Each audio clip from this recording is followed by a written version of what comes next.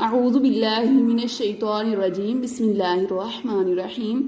قرآن classes کے ساتھ میں حاضر ہوں۔ آج ہم پڑھ رہے ہیں سورہ بقرہ۔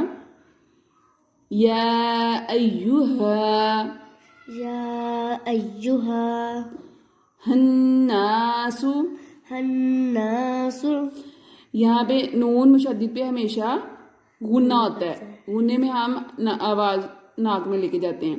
سعبدو، واو سے پہلے پیش آ جائے تو کیا ہوتا ہے؟ واو مدہ۔ رب، با حرف قلقلہ میں سے اس پہ جماؤ کریں گے۔ کم الذی، یا سے پہلے زیر آ گیا تو یا مدہ ہوگا۔ خلقکم، خا کون سے حروف میں سے ہے؟ حروف ہلکی مستعلیہ میں سے۔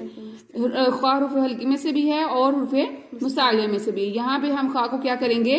پور پڑھیں گے۔ قاف بھی کون سے حروف میں سے ہے؟ حروف مستعلیہ۔